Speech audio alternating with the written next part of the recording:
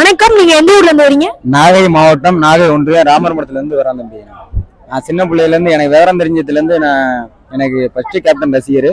அதுக்கப்புறமா அவர் கட்சி ஆரம்பிச்சோட 2012 2011 உறுப்பினர் வாங்கி சின்ன பிள்ளையில இருந்து தீவிரமான கேப்டனோட விஷயம் தான். எனக்கு தெரிஞ்சு எனக்கு எனக்கு எங்க அம்மா அப்பாவும் கிடையாது, ஆனா எனக்கு எல்லாமே அவரு தான். அந்த அளவுக்கு ஒரு நல்ல நடிகர், அரசியல், அதையும் தாண்டி மாமனிதன் அப்படின்னாலே அது கேப்டன் மட்டும்தான். ஓகேவா?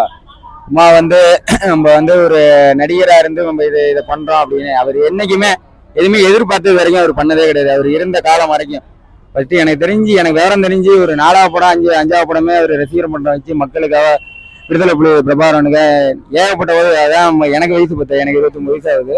ஆனா அவருக்கு ரசிகரா இருக்குன்னா அது ரொம்ப பெருமைப்படுறேன். ஏன்னா அவரு டிசம்பர் 22 அவரோட மறைவு அன்னைக்கு அவருக்காக உயிரை உண்ணும் ஒரு இது. ஆனா இருந்தாலும் சூழ்நிலை அது தப்பா போயிடுமே அது விட்டாச்சு.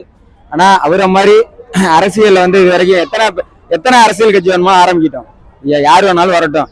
ஆனா கேப்டன் மாதிரி தமிழ்நாட்டுல ஒரு ஒரு நல்ல தலைவனா தமிழகத்துல ஒரு ஆண்மகனே கிடையாது. ஓகேவா? ஜெயலலிதா கருணாநிதி இருக்கிறப்ப ஒரு கட்சி ஆரம்பிச்சாரு 2000.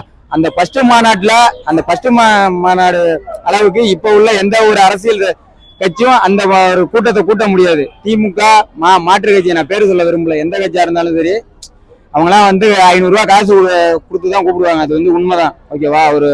ஒரு கூட்டத்துக்கு ஒரு பொதுக்கூட்டம் எந்த ஒரு இது விட்டாலும் ஓட்டுக்கு 500 ரூபா, இல்லைன்னா கூட்டத்துக்கு 500 ரூபா கோட்டு பிரியாணி. இது மட்டும்தான் திமுகவோட பெருமை. கேப்டனுக்கு அப்படி கிடையாது. அவருக்காக சேர்ந்த கூட்டம், மக்களுக்காக வாழ்ந்தார் கேப்டன்.